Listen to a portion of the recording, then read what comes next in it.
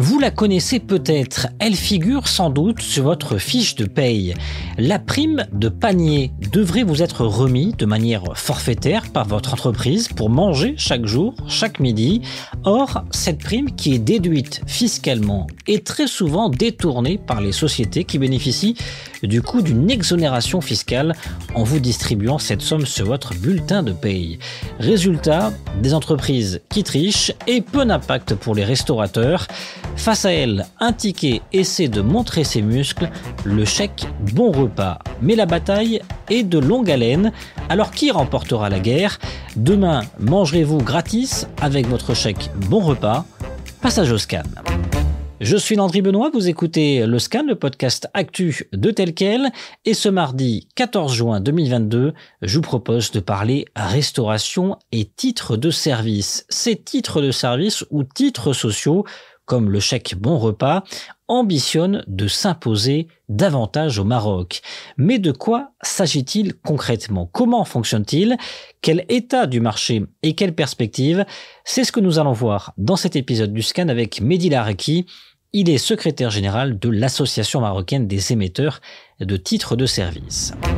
Et d'abord, première question, qu'est-ce qu'un titre de service? Il s'agit d'un titre, autrement dit, d'une valeur marchande inscrite sur un bout de papier pour un service bien précis. Ces titres, comment ils fonctionnent? Eh bien, ce sont des avantages sociaux attribués aux salariés par leurs employeurs. Ils donnent le droit aux salariés d'accéder à des biens ou des services spécifiques qui améliorent leurs conditions de travail ainsi que leur pouvoir d'achat. Le chèque bon repas contribue donc à alléger ou à payer un repas d'un salarié dans un restaurant affilié à ces titres. Au Maroc, ces titres existent depuis 2003 mais sont encore peu connus par les Marocains. Pourtant, dans plus de 40 pays dans le monde, les titres de service ou titres sociaux sont bien implantés. Ce sont près de 100 millions de personnes qui utilisent des titres bon repas dans le monde, notamment en Tunisie, en Espagne, en France ou encore au Portugal. Le Maroc, lui, est encore à la traîne. Le taux de pénétration du titre repas dans le marché de la restauration d'entreprise est estimé à seulement 1%, soit 10 000 utilisateurs. Et autre particularité marocaine, les Marocains sont aujourd'hui plutôt friands d'un autre titre de service, Mehdi Laraki. Actuellement, dans le monde, la répartition se fait de 80% de bons repas et 20% de chèques cadeaux. Mais au Maroc, c'est l'inverse. On est plus vers 80% de chèques cadeaux et 20% de bons repas. Alors les chèques bon repas ont-ils un avenir face à la prime panier? Un grand nombre de salariés pourront-ils bientôt manger gratis entre guillemets ou à moindre frais?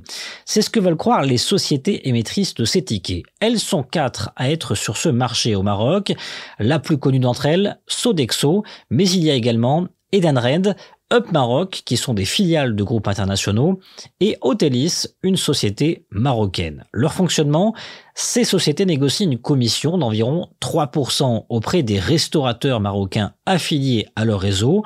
L'émission de titres de service représentait un volume d'affaires d'environ 500 millions de dirhams chaque année. Leur ambition, croître davantage, et elles ont leur argument. Ces titres sont fortement créateurs de richesse économique et sociale.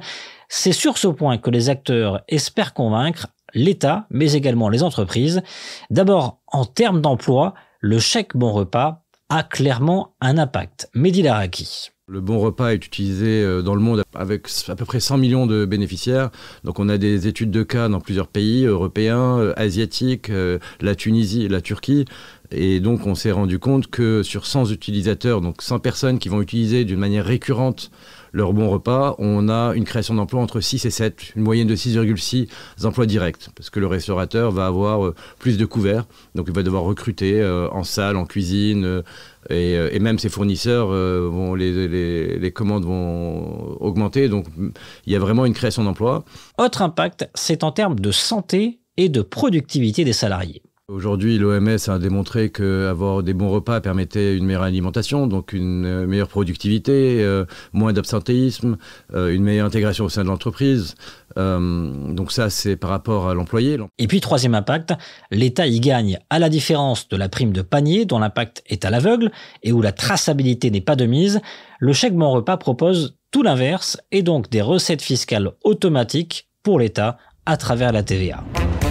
Alors comment inciter les entreprises à utiliser le chèque bon repas?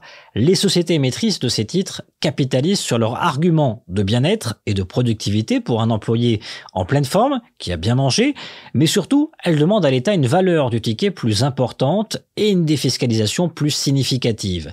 Cela a été le cas ces derniers mois dans plusieurs pays dans le monde, qui sont allés parfois jusqu'à tripler la valeur du ticket bon repas. Le Maroc n'a pas fait exception, mais n'est pas allé jusqu'à tripler la valeur du ticket.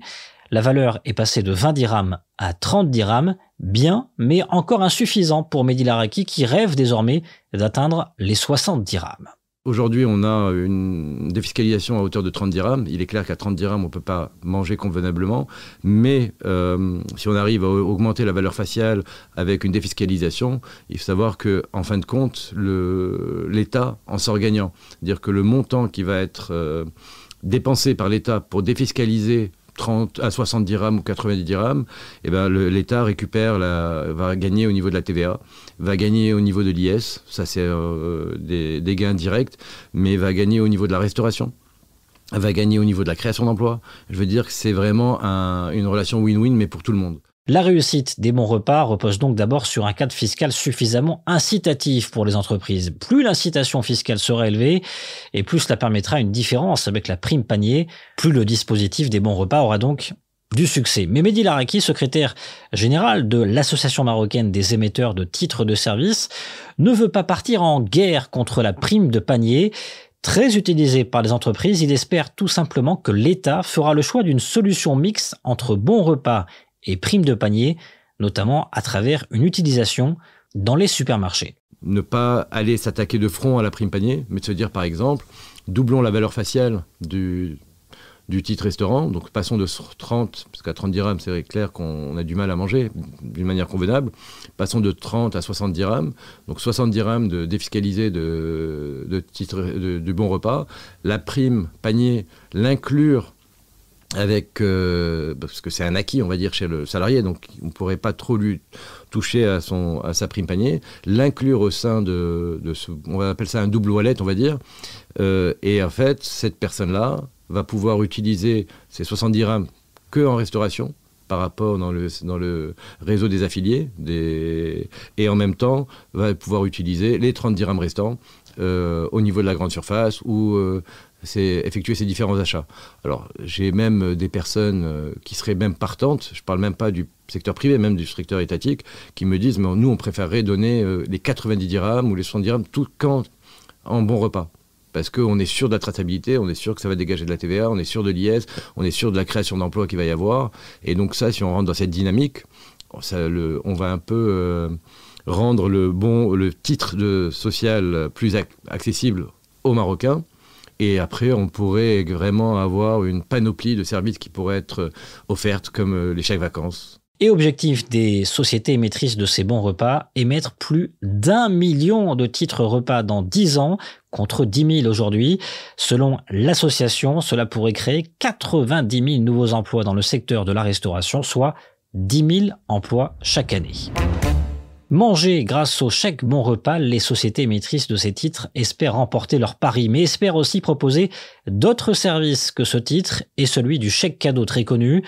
En attente depuis des années, elles espèrent que le gouvernement s'ouvrira à leur proposition de chèques vacances. Ces chèques seraient à utiliser obligatoirement dans le tourisme et pourraient avoir une valeur de plus de 1000 dirhams par exemple, de quoi payer une chambre d'hôtel ou une partie d'une chambre d'hôtel pour les salariés partant en vacances. Un levier pour développer et soutenir le secteur du tourisme qui a souffert de la crise. D'ailleurs, en France, le ticket restaurant a permis de sauver des restaurants durant la crise Covid et a rapporté 3 milliards d'euros de chiffre d'affaires en 2021. Le Scan, le podcast d'actualité, c'est fini pour aujourd'hui. Réalisation Adam Al-Arshawi. N'hésitez pas à vous abonner sur le site telquel.ma et à nous retrouver chaque jour du lundi au vendredi sur toutes les applications de plateformes de podcast et de streaming.